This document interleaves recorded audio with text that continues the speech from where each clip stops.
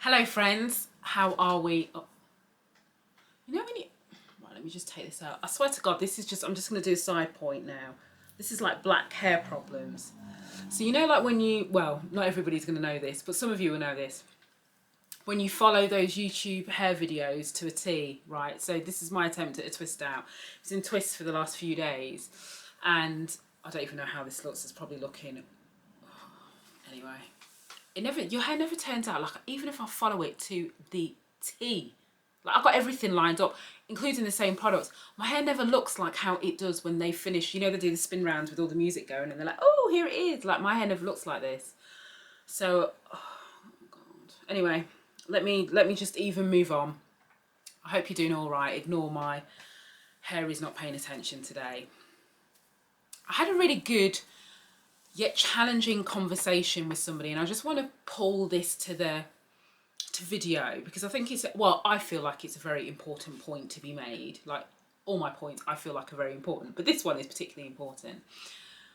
There's a little bit, I'm just thinking about how I word this. There are a lot of people who have been pushing for equality, equity of black people from what I call day zero, so for a long time. And they've been doing it, they've been posting and people haven't been engaging, or they've been trying and pushing and pushing and pushing and pushing and pushing. And then everybody is now, not everybody, but like there's a lot of people who have woken up and are now going, oh my God, this is outrageous, like we need to do something, we need to do something. And the conversation that I was having with somebody is around people jumping on the bandwagon. But I had a kind of counterpoint to make. So this individual is somebody who's been doing stuff for years and years and years and years and years. And they were saying about, how frustrating it is that they've been doing all of this work and it's kind of not being recognised. And then somebody jumps on the bandwagon and starts saying stuff, and then everyone's like, oh, going to that person. And they're like, yeah, but hold on a minute. I've been saying this from like day zero. What about me? And the thing is, my challenge back is, it depends on where you're coming from with that point. Because you see, my thing is, if this was purely about me, let's use me as an example. If this was purely about me and, dare I say, my ego, meaning that if I've been talking about this for 10 years, which clearly I haven't, but imagine I've been talking about this for 10 years, and then I feel like somebody who's been talking about it for 2 minutes over here is getting more attention than I am. Me being annoyed at that is about me. It's got nothing to do with the cause. It's got nothing to do with affecting change. My counter argument back to this individual was, does it matter who is doing what, providing we are all heading for the same direction, which is equity and equality, which is dismantling structural racism, right? Which is addressing some of the things that hold people back, which is addressing some of the behaviours and some of the practices within business that hold black people back, and other minorities, but let's just focus on black people for a moment. Does it matter? And I think, and the reason why I wanted to talk about this, because the flip side of that is, I know that there's probably some people who listen to my videos or watch them and probably think, Jesus, I wish I could do what she does. Like, I wish I could talk. I wish I could share my truth. I wish I could share my story in the same way that Shireen does, but I can't because. I always say this, everyone has to get to like the point in the road, the fork in the road, at the point that they get to the fork in the road. Do you know what I mean? If somebody decides in a year's time from now that they want to start talking about this, then do you know what I say? Brilliant, because that's one more voice. Yeah, that's one more person talking. If somebody else decides next week that now they're going to add their support or they're going to do something, I go, that's brilliant, because that's another voice. Do you know what I mean? So I just, I get why people might be frustrated, because if you feel like you've been banging on the block, it's a little bit like, it's the same thing, right? We know this. When you work in the business and you're not in like a senior level position, I remember this, like back in the days. And you'd be working hard to do something, like you've done the business cases, you've done the PowerPoints, you've done, like, this is just completely for anything. You've worked so hard, right? And you've presented a piece of work, and, you know, like the board have gone, yeah, I mean, you know, can you like go back and come back and do? And then two twos, they've hired a consultant, very expensive one, who's come in and said exactly the same thing that you said. And everybody's looking at that person like they're the saviour. Because I've been there. You're like, are you kidding me? Like, I haven't been saying this. Look, look, look. And you know, you're getting out all the proof. Like, look, this is the email that I sent. This is what I did. It's kind of like the same thing. However, you know, in a work context, it is slightly different, you know.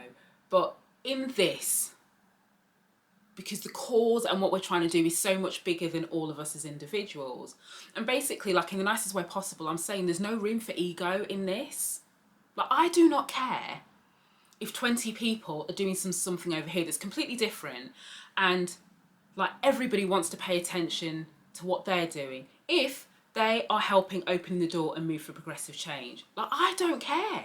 I think it's great. I think we need more of us.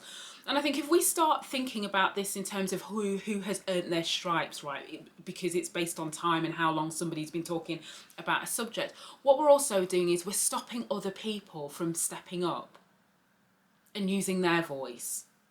Do you know what I mean? We're stopping other black people from stepping up and saying, this is my experience, like, I've had enough. We're stopping non-black people, white people, brown people, anybody who wants to also step up and go, this is not cool. Like, I want to do something. And if we're planting the seed in everybody else's mind that this is about time served, do you know what I mean? Like, you can only talk about this provided you can demonstrate 5 years worth of experience. It's all the same BS that we get frustrated about with companies hiring people not for their the positive qualities that they bring, but we want to see that they've done every single thing right and they've got all the experience lined up before we even look at them. And we challenge that. This is just kind of like the same thing.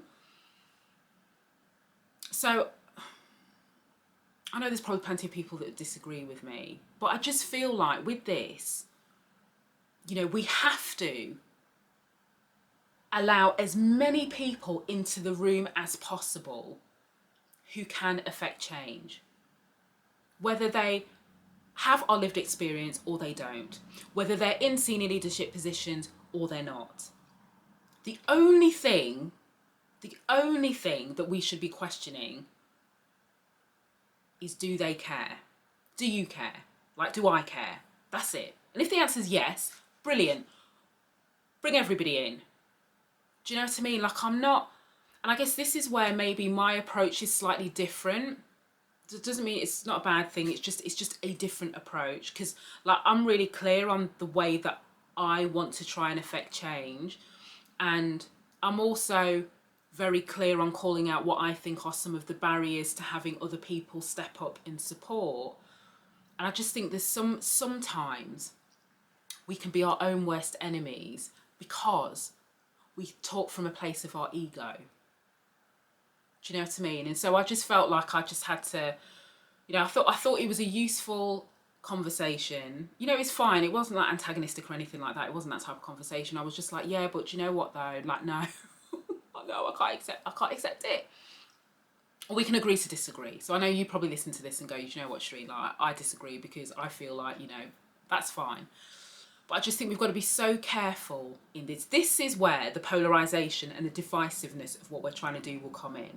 Because it's a bit like, you know, you have to like demonstrate it that you've earned your stripes in all of this before you qualify as having a place to be able to talk about it. No, listen, no. I don't care what religion you are. I don't care what you look like, where you come from, what your background is, whether you're born here, whether you're born in another country. It doesn't matter. Because if you're saying that you're standing with eradicating systemic racism, then you're standing with me. That's it. That's it. That's the only criteria. I don't care how long you've been doing it. If you're doing it for 20 years, amazing. If you're doing it for 5 minutes, amazing. If you're not ready yet, but you might be next week, next month, next year, that's fine. That is fine, because we need all, that's how we keep it moving. Lord have mercy. So anyway, I thought that's what I wanted to say. So I hope it makes sense in a strange way, but it was, you know, like most things, when it sits on my spirit, I feel the need to share. So that was me sharing. Have an amazing rest of day, and I will see you tomorrow.